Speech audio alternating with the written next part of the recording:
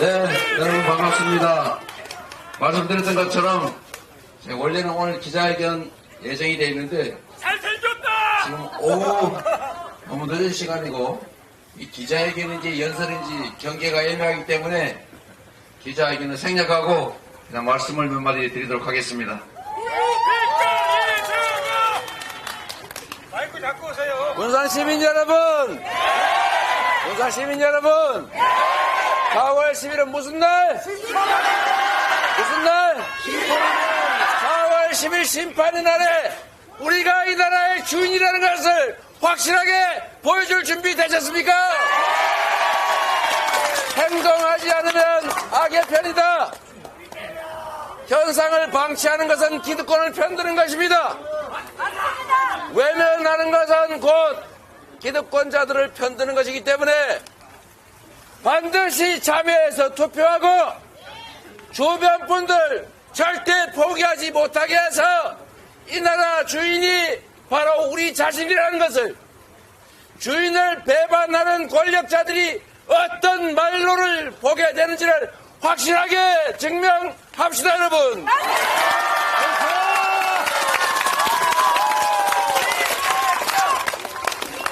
여러분, 주인이 주인 노릇을 해야 종이 주인을 업신여기지 않습니다. 주인이 농사 지으라고 일 맡겨놨더니 도둑질이나 하고 주인 능멸이나 하고 심지어 능멸을 넘어서서 주인을 탄압하기까지 하면 이건 종이 아니라 침략자 아닙니까, 여러분?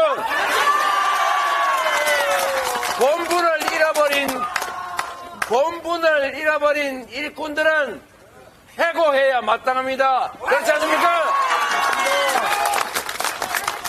잔소리도 하루 이틀 아닙니까? 좀 잘해라, 정신 차려라, 네 그러면 안 된다. 수없이 말로 해도 안 되면 회초리로 치고, 그래도 안 되면 너는 이제 국민을 대리할 자격이 없어, 집에 가! 라고 해야 되는 것입니다.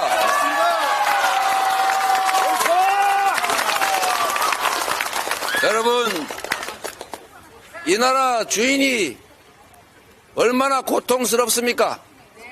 경제 완전히 폭망했지요. 어떻게 2년도 안 된 시간에 이렇게 망가뜨릴 수가 있습니까? 그냥 가만히 냅둬도 이렇게 되지는 않았을 거예요. 왜 멀쩡한 경제 시스템을 찝쩍거려가지고 망가뜨리는 것입니까? 우리 정동영 전 의장께서 하신 말씀 중에 제가 요새 자주 써먹는 말이 있어요. 평화가 경제다. 여러분, 한반도 정세가 안정이 돼야, 평화롭게 공존해야 외국인 투자도 할 거 아닙니까? 맨날 이거 언제 전쟁 날지 모른다고 하니까 코리아 디스카운트, 지정학적 리스크, 주가도 다른 나라에 비해서 할인되지 않습니까? 이 나라가 완벽하게 평화체제를 구축하고 남북이 공존하고 서로 투자하고 이렇게 해서 모범적인 나라가 되면, 민주주의 국가가 되면, 평화로운 나라가 되면 얼마나 잘 살겠어요. 그런데 왜 외교는 그 모양이고 남북관계는 왜 그 모양이고 누가 힘주고 폼 잡는 거 못해서 안 합니까? 외교라고 하는 것은, 남북관계라고 하는 것은 정말로 신경도 많이 쓰고 존중하고 부족하고 좀 심하게 억울해도 좀 참아주기도 하고, 그러나 강력한 군사력으로 우리가 안전은 담보를 하되 평화롭게 사는 게 진정한 안보 아닙니까? 전쟁에서 이기는 게 실력입니까? 다 파괴되고 다 죽은 다음에 더 많이 살아남아서 이기면 좋습니까? 진짜 능력은 싸우지 않고 이기는 것이고, 최고의 안보는 싸울 필요가 없는 평화를 유지하는 것입니다.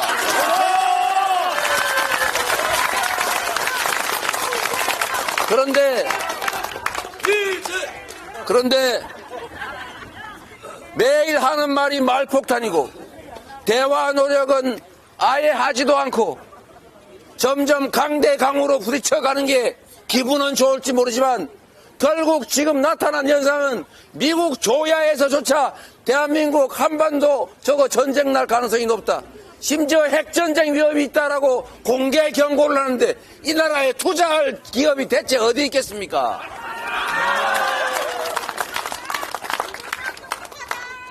주변 강국들과의 관계도 마찬가지입니다, 여러분. 북방외교 길을 열은 게 노태우 정권입니다, 여러분. 보수 정권이 그 길을 열었어요. 그래서 민주정권이 확장했지 않습니까? 중국이 최대의 대한민국 흑자 국가가 됐잖아요. 그런데 왜 대만과 중국이 대만 해협에서 뭘 하든 우리가 뭘 거기다 끼어듭니까? 그냥 기존의 양안 관계를 존중한다. 우아하게 한마디 하고 우리는 잘 몰라요. 우리는 우리의 일이 중요합니다. 중국도 쎄쎄, 대만도 쎄쎄. 이러면 되는 거지. 거기다 왜 끼어들어가지고 한쪽 편을 들어가지고 양쪽 다 할 때 욕을 먹는 것입니까?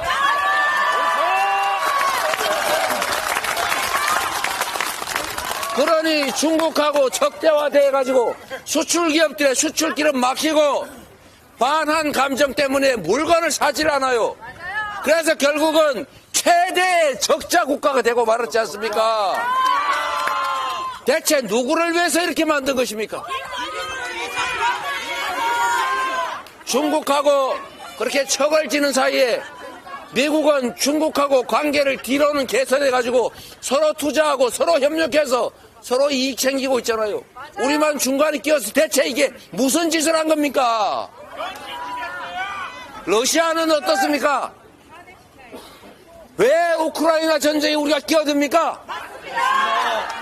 왜 거기에 끼어들어서 러시아하고 척지고 그러다 보니까 러시아는 북한하고 가까워지는 바람에 대한민국 안보가 더 나빠졌잖아요. 나라를 망쳐도 이렇게 망칩니까? 누가 그렇게 하라고 권력을 줬습니까? 여러분, 경제정책이라고 하는 것도 마찬가지 아닙니까? 너무 어렵지 않습니까, 여러분? 여러분, 세금 내기 힘들죠? 그런데 월급쟁이 세금은 점점 늘어가는데 초대기업들, 초자산가들, 초부자들 세금은 왜 깎아주는 겁니까?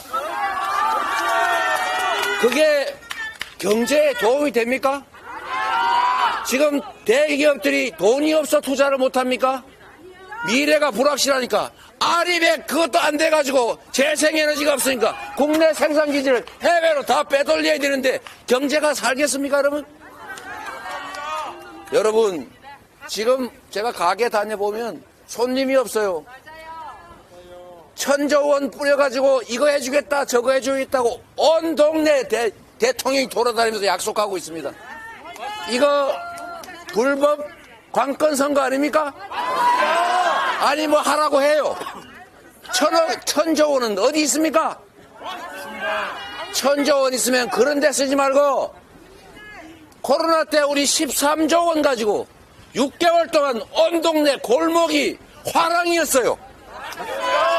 가구당 100만 원 정도만 지역화폐로 지급해서 동네에서만 쓰세요. 이렇게 하면 그때 소고기 값 올라가지고 온 동네가 경제가 확 살아났지 않습니까? 걱정할 정도 아니었어요. 그 돈 겨우 15조 원도 안 들었어요. 1,000조 원의 손톱만큼도 안 됩니다. 진짜 경제를 살리려면 관심을 가지고 진짜 현실을 보라고 하십시오. 대체 무슨 짓을 하고 있는 거예요? 경제만 망가졌습니까, 여러분? 민주주의는 또 어떻습니까? 지금 입을 틀어막고 귀를 틀어막죠? 언론들을 갖다가 겁박을 해가지고 야, 너 칼침 놓는 거 봤지? MBC 너 잘 들어. 옛날에 백칼로 봤지? 농담이야. 광주에서 온 사람들 잘 들어. 너네 옛날에 대검으로 M16으로 총 쏘고 죽이는 거 봤지? 너 몽둥이로 뒤통수 때려서 대가리 깨진 거 봤지? 조심해. 농담이야. 농담이야. 여러분, 이게 농담입니까? 생선 횟칼로 기자 허벅지를 찔러대는 것이 농담입니까? 겁박을 한 거 아닙니까? 우리 스스로 지금 내가 혹시 이 말했다 잡혀가지 않을까? 자기 검열하고 있지 않습니까? 세계에 내놓을 모범적 민주국가를 완전히 후퇴시켜가지고 이제 독재화의 길로 가고 있다고 전 세계 공인이 됐습니다. 언론 자유도가 폭락하고 투명성이 폭락하고 있어요. 완전히 동네 망신, 세계 망신, 이런 망신이 없습니다.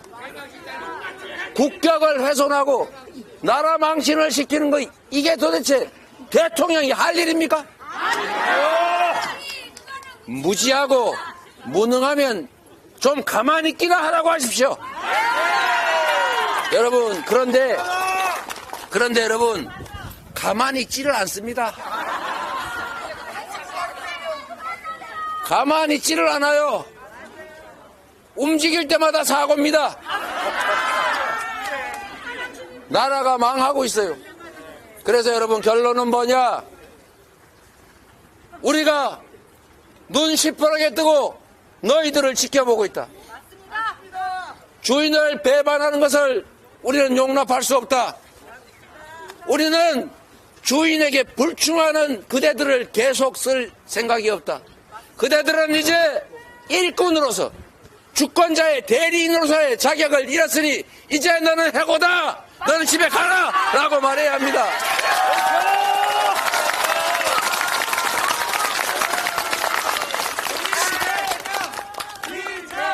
4월 10일은 주권자가 행동하는 날입니다.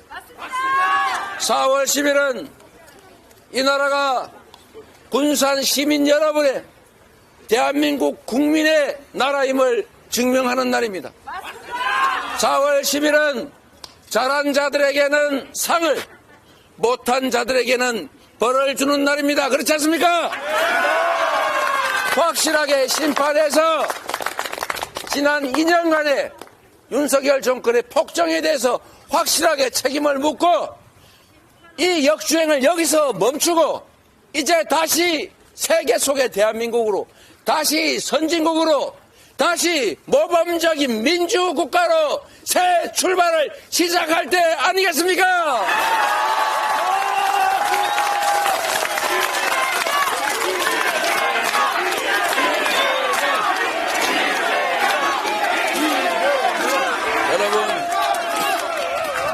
여러분을 믿어도 되겠죠? 행동할 준비 되셨죠? 엄정하게 심판할 준비 되셨죠? 이제 지금부터 할 일은 그날 내만 가서 열심히 투표하는 게 아닙니다. 지금부터 여러분이 밤낮으로 해야 될 일이 있습니다. 지금은 언론이 막히고 있어요.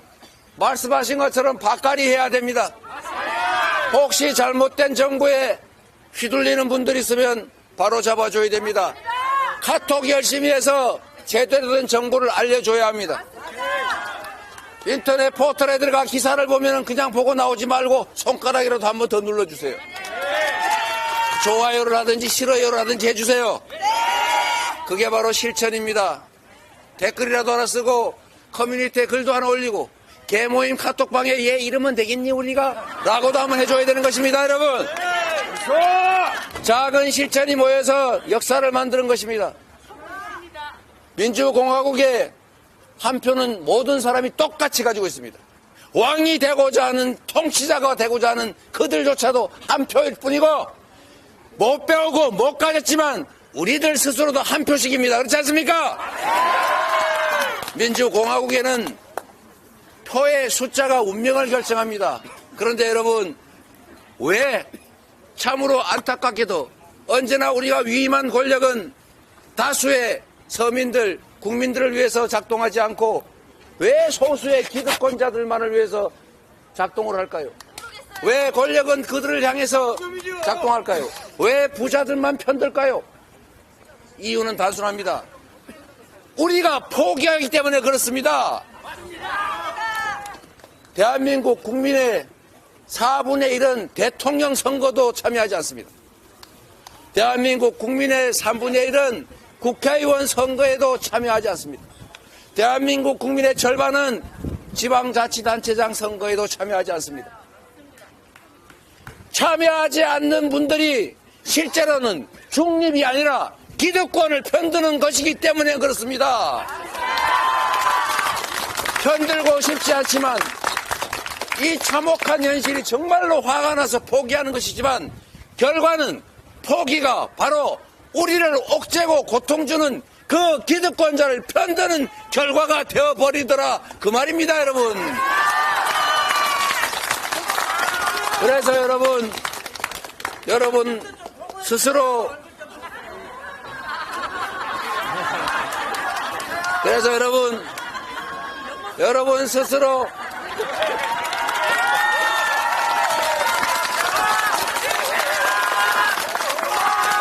그래서 이 말씀만 드리겠습니다. 여러분, 본인들이 행동하는 것도 중요합니다.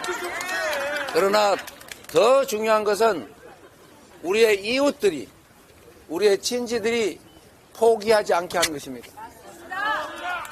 포기하는 표는 기득권자들의 것이 될 가능성이 높습니다. 그리고 여러분, 악성 정보, 왜곡된 정보, 조작된 정보들로 우리의 표를 훔쳐갑니다. 속아서 잘못 판단하는 경우도 발생합니다. 그래서 언론을 장악하려고 저 난리 아닙니까? 어떻게 해야 됩니까? 우리가 언론이 돼야 됩니다. 우리가 정보를 전달해야 됩니다. 마음 먹으면 얼마든지 할 수 있잖아요. 손가락은 뒀다 어디다 쓸 겁니까? 손가락으로 좋아요라도 한번 누르고 카톡에 전달이라도 한번 하면 그게 바로 언론의 역할이고 그게 바로 주권자로서 행동하는 것이고 그게 주인으로서 실천하는 것입니다. 여러분, 비록 이 군산에 계시겠지만 대한민국은 정말로 전기 감전되듯이 공감하는 하나의 공동체입니다. 여러분이 행동하시면, 여러분이 마음먹으시면 그게 전 세계 대한민국 국민들에게 다 전파됩니다. 순식간에. 시간을 아껴서 일상적으로 실천하고 행동해서 세상을, 권력을 우리가 원하는 쪽으로 바꿔봅시다. 감사합니다.